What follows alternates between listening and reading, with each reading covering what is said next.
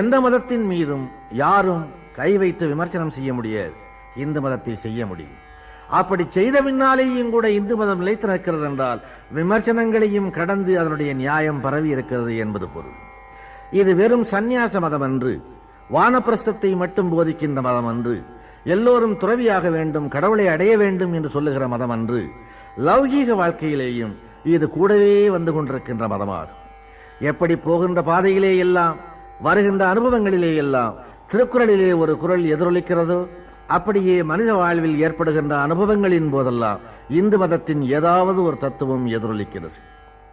ஜனனம் தாய் தகப்பன் கொடுத்தது, மரணம் இறைவன் அழைப்பது. இரண்டுக்கும் இடைப்பட்ட வாழ்வு அரிதாரம் பூசாத ஒரு நடிப்பு. இந்த வாழ்வின் ஏற்றத்தாழ்கள் எவராலே நியமிக்கப்படுகின்றன, எவராலே நிர்வகிக்கப்படுகின்றன, எவராலே ஆட்டுவிக்கப்படுகின்றன என்பதை உலகம் இன்னும் அறிந்த